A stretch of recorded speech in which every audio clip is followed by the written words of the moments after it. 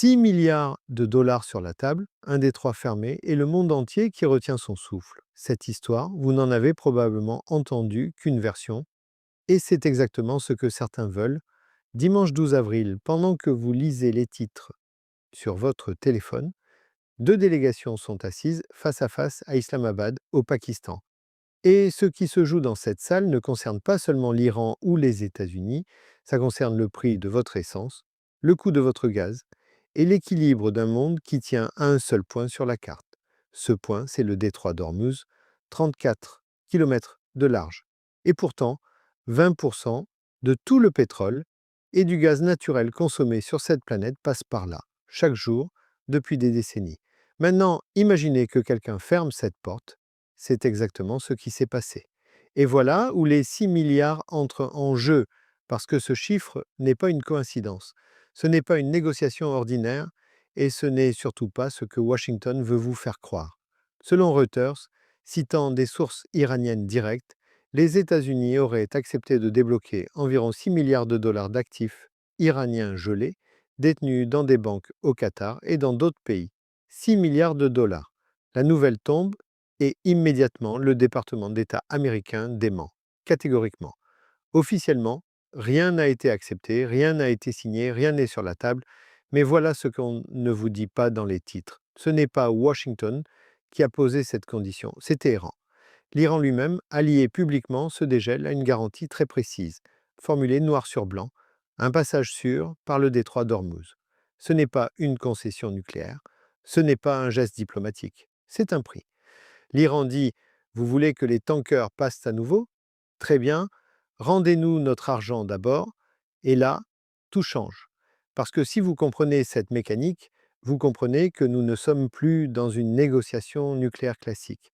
Nous sommes dans quelque chose de bien plus brutal, de bien plus direct et de bien plus dangereux pour l'économie mondiale. Revenons en arrière. 5 semaines avant ce samedi d'avril, le 28 février exactement, des frappes israélo-américaines frappent Téhéran. La région s'embrase. Des milliers de morts, principalement en Iran et au Liban. C'est la guerre. Pas une guerre froide, pas des sanctions, pas des discours à l'ONU, une guerre réelle, avec des missiles, des explosions et des corps dans les rues. Et dans ce chaos, l'Iran fait ce qu'il menaçait de faire depuis des années. Il ferme le détroit d'Ormuz. Du jour au lendemain, le robinet énergétique de la planète est coupé. Selon les données de S&P Global Market Intelligence, au jour d'activité maximale après l'annonce du cessez-le-feu, seuls 2 à 4 navires passaient par le détroit, au lieu des 130 à 160 habituels chaque jour. 2 à 4 sur 160. Imaginez une autoroute à 8 voies réduite à une seule piste et encore avec un feu rouge permanent. Le marché mondial sent la panique monter, les prix s'envolent, les gouvernements s'affolent et Donald Trump, fidèle à lui-même, choisit X pour lancer un ultimatum. Le 5 avril, il écrit que si le détroit n'est pas rouvert dans les 48 heures, les États-Unis frapperont les centrales électriques iraniennes et les ponts. 48 heures. Pas de réunion. D'urgence au Conseil de sécurité, pas de communiqué diplomatique discret, un post sur les réseaux sociaux qui menace d'escalader une guerre déjà en cours, et puis le lendemain, miracle ou calcul, un cessez-le-feu de 2 semaines est annoncé grâce à la médiation du Pakistan. Mais attendez, ce cessez-le-feu, il tient à peine. L'Iran a déjà suspendu 2 fois le passage des tankers, invoquant des violations des conditions de l'accord par Israël au Liban. 2 fois, en 2 semaines. Ce n'est pas un cessez-le-feu, c'est un robinet qu'on ouvre et qu'on ferme selon les besoins. Et pendant ce temps, à Islamabad, les délégations arrivent. Côté iranien, Mohammad Bagher Ghalibaf, président du Parlement, et Abba Araghchi, ministre des Affaires étrangères. Côté américain, Jay Devance, vice-président, Steve Witkoff, envoyé spécial, et Jared Kushner, gendre de Trump et homme dont on se demande toujours quel est exactement le rôle officiel dans cette administration. Mais avant même que les deux délégations se rencontrent, les Iraniens font quelque chose de symboliquement très fort. Ils s'assoient d'abord avec le Premier ministre pakistanais Shehbaz Sharif, pas avec les Américains, avec le médiateur, et ils lui transmettent leurs conditions préalables.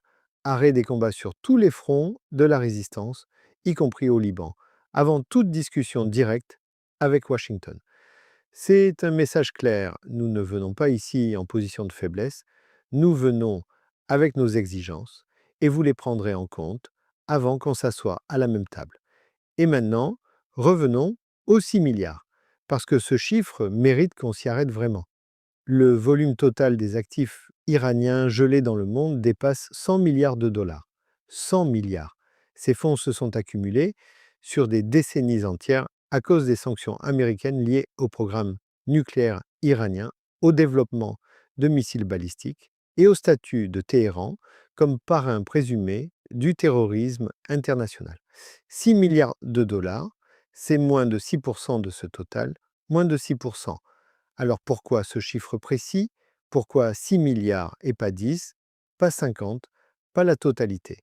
Parce que ce chiffre n'a pas été choisi au hasard, il a déjà existé.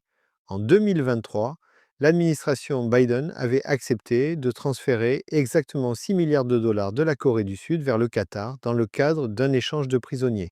6 milliards, le même chiffre. Et à l'époque, les républicains avaient hurlé au scandale, affirmant que cet accord minait la crédibilité des engagements américains, surtout après l'attaque du Hamas contre Israël. Maintenant, c'est l'administration Trump qui se retrouve face aux mêmes chiffres, dans une situation infiniment plus explosive. Et Trump dément, mais Reuters maintient sa source, et l'Iran a fait la déclaration publiquement. Alors qui ment? Et surtout, pourquoi est-ce important de savoir qui ment? Parce que si les États-Unis ont effectivement accepté de débloquer ces fonds, même officieusement, même comme geste préliminaire, cela signifie une chose précise. Washington est prêt à payer pour que le détroit s'ouvre avant même qu'un accord soit signé, et ça, c'est une position de faiblesse, une position que l'Iran peut exploiter chaque jour que dure la fermeture. Parce qu'écoutez bien ce calcul, chaque jour où le détroit reste fermé, le coût pour l'économie mondiale est astronomique. Chaque heure compte. Et si Téhéran sait que Washington finira par payer, avec ou sans accord formel, alors la fermeture du détroit n'est plus une arme de guerre, c'est un levier économique permanent. Et là, on touche au vrai sujet de cette histoire. La proposition américaine, selon CNN, comprend 15 points, 15 exigences. Parmi elles, l'Iran doit abandonner ses ambitions nucléaires, céder son uranium hautement enrichi, limiter son potentiel défensif et ouvrir le détroit d'Ormuz. 15 points. Et Trump, le même jour, écrit sur les réseaux sociaux que presque tous les points litigieux ont été convenus. Presque tous. Le lendemain matin, il ajoute une précision qui change tout. Aucun enrichissement d'uranium, zéro, absolu, permanent. Mais l'Iran a rejeté le plan de 45 jours proposé précédemment et a présenté sa propre contre-proposition en 10 points. Pas 15, 10. Et dans ces 10 points, l'Iran exige un règlement permanent, pas temporaire, pas un accord de transition, pas un gel provisoire, un traité définitif, parce que Téhéran a appris à ses dépens ce que valent les accords provisoires avec Washington. Il suffit qu'une administration change et tout s'effondre. Le souvenir du JCPOA de 2015, déchiré par Trump lui-même lors de son premier mandat, est encore très frais dans les mémoires iraniennes. Et maintenant, voici le twist que personne ne vous raconte vraiment. Pendant que les diplomates négocient à Islamabad, pendant que Trump tweet ses ultimatums, pendant que Reuters et le département d'État se contredisent, J.D. Vance, lui, joue une partie bien plus personnelle. Parce que J.D. Vance n'est pas seulement vice-président en mission diplomatique, il est candidat potentiel à la présidentielle américaine de 2028 et un succès à Islamabad, une paix au Moyen-Orient, un détroit rouvert, un accord nucléaire signé. Ce serait le plus beau des tremplins politiques imaginables. Résoudre la crise que son propre camp a en partie déclenchée et revenir à Washington en héros. Alors, quand vous regardez la délégation américaine à Islamabad, demandez-vous, est-ce une délégation diplomatique ou est-ce déjà une campagne présidentielle? Et pendant ce temps, à New York, souvenez-vous de ce moment absurde et révélateur qui s'est passé à l'ONU il y a quelques mois. Donald Trump et Melania, coincés dans un escalator en panne devant les caméras et les diplomates du monde entier, bloqués, immobiles, et Trump, fidèle à lui-même, crie au complot. Sa porte-parole, Caroline Leavitt, totalement sérieuse, déclare sur Fox News que si des employés de l'ONU ont délibérément arrêté cet escalator, ils devront rendre des comptes. Des employés de l'ONU qui auraient saboté un escalator pour bloquer le président des États-Unis. C'est presque comique, sauf que ça révèle quelque chose de fondamental sur la manière dont cette administration perçoit le monde. Tout est un complot, tout est une attaque, et la moindre panne mécanique devient un acte de guerre. Et c'est exactement cette même logique qui s'applique aux négociations à Islamabad. Chaque communiqué contradictoire, chaque dément officiel, chaque tweet matinal qui contredit la position de la veille, tout ça crée une atmosphère où personne ne sait vraiment ce qui est vrai, ce qui est stratégie et ce qui est improvisation. Et dans cette brume, l'Iran avance, prudemment, méthodiquement, avec ses conditions préalables, ses 10 points, son exigence de permanence. Parce que Téhéran a compris que dans un monde où Washington se contredit lui-même, la clarté devient une arme.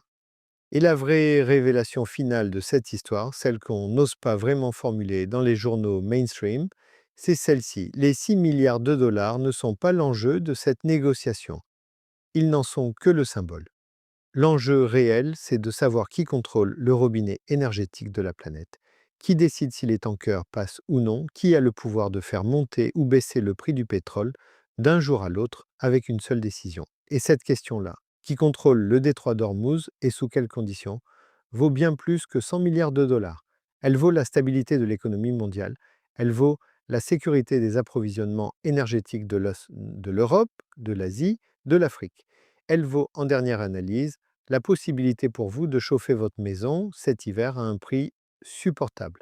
Alors, la prochaine fois que vous lisez un titre sur les négociations Iran-États-Unis, ne regardez pas le chiffre, regardez le détroit. Et demandez-vous, est-ce qu'il est ouvert aujourd'hui? Parce que tant que cette question reste sans réponse définitive, tout le reste, les accords, les démentis, les tweets, n'est que du bruit.